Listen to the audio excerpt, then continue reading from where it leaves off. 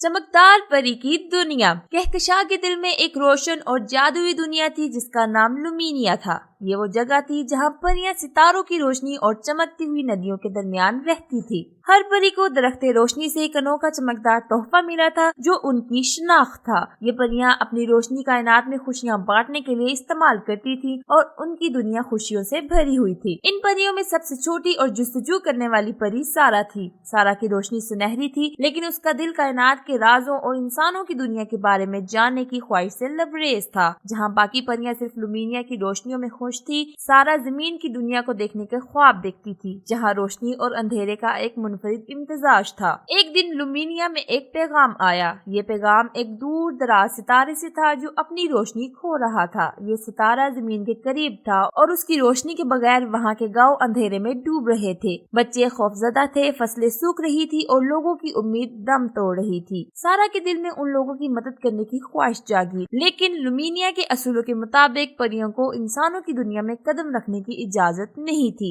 लुमीनिया की निगरान बुजुर्ग रोशनी ने सारा से कहा, जमीन की दुनिया जादुई नहीं है, वहाँ के लोग अजीब भी हो सकते हैं और बाज़ औक़ात रोशनी की कदर नहीं करते।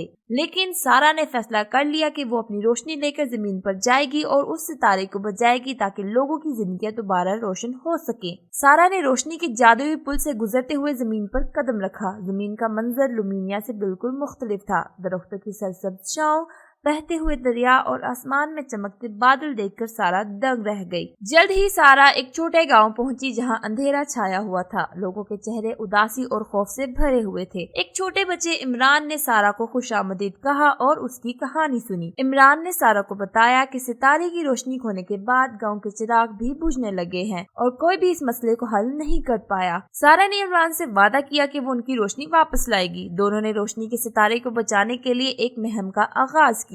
सितारे की रोशनी को दोबारा जगाने के लिए सारा और इमरान को एक पहाड़ की गाड़ तक पहुंचना था जहां सितारे की रोशनी का राज छुपा हुआ था। लेकिन रास्ते में कई मुश्किलात आईं। अंधेरी वादी एक ऐसी वादी थी जहां रोशनी मध्यम हो जाती थी। सारा ने अपनी सुनहरी रोशनी इस्तेमाल करते हुए रास्ता दिखाया। सरगोशी करती हवाएं। एक जगह जहां हवाएं रास्ते में सरगोशियां करके खौफ पैदा करती थी, इमरान ने अपनी हिम्मत से इनका सामना किया। खामोश चश्मा, एक जादुई चश्मा जो बगैर हौसला अफजाई के बहना बंद कर देता था। सारा ने अपनी रोशनी के जरिए चश्मे को दोबारा बहने पर मजबूर किया। जब वो गाड़ तक पहुंचे तो उन्हें एक कदीम जादुई पत्थर मिला जिस पर लिखा था, रोशनी सिर्फ उन्हें मिलती है जो इसे बांटने की ख्वाहिश रखते हैं। सारा ने अपनी रोशनी का एक हिस्सा सितारे को दिया जिससे वो दोबारा चमकने लगा। सितारे की रोशनी गाँव में वापस आ गई और लोगों की जिंदगियां फिर से रोशन हो गयी। गाँव के लोगों ने सारा का शुक्रिया अदा किया और इसे एक हीरो के तौर पर याद रखने का वादा किया।